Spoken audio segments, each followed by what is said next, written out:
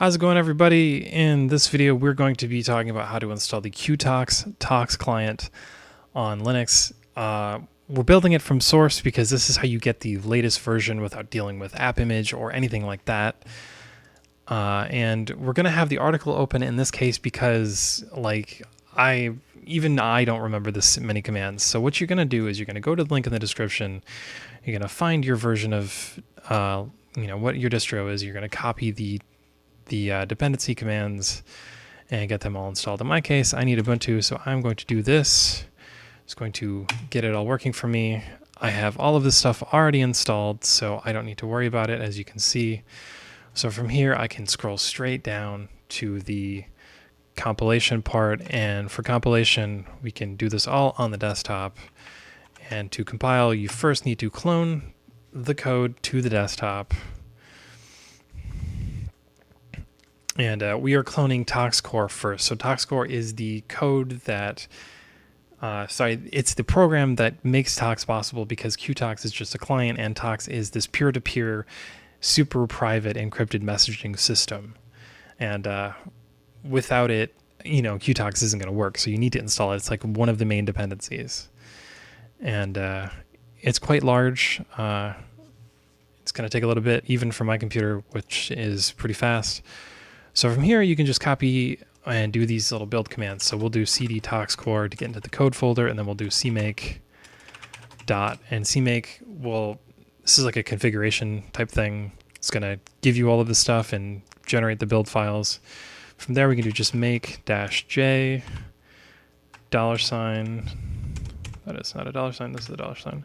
And then nproc. Now, the reason you should do it this way instead of just make is because this will build it based on the number of cores you have. Now, I have 12 logical cores and 6 physical ones, So it'll build much faster than just running it through one core. So look how much faster that is. And then we can do sudo make install.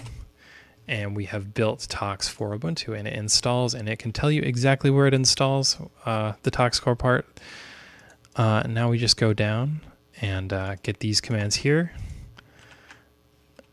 And scroll back down and get some more code and just clone that, and it's just the same thing. We just need to run the cmake again, run the make command again, and then run the make install command again. But qTox is installed, like I said, and we can do cmake dot,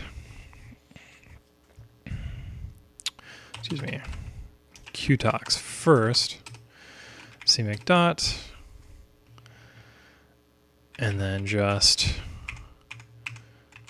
make nproc, and we will build the code, and then, as I always say, the sudo make install command to finish up.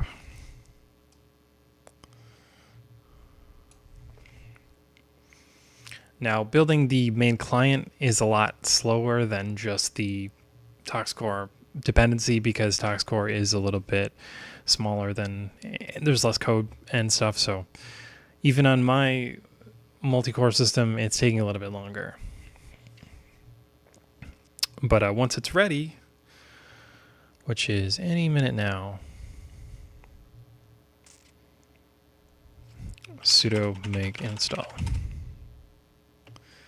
And now this is installed, and then we can just go over here. We can delete this code here and launch qTox. Now, to use qTox, you have to have an account set up. I have never used much of this. I lost my old account, so I don't have any friends on this one. But if you're looking for a peer-to-peer messaging system that's super private, this is one to check out, because this is completely encrypted, and it's pretty cool, and it builds quite easily on pretty much everything. So check it out. There's also an app image, which I link to.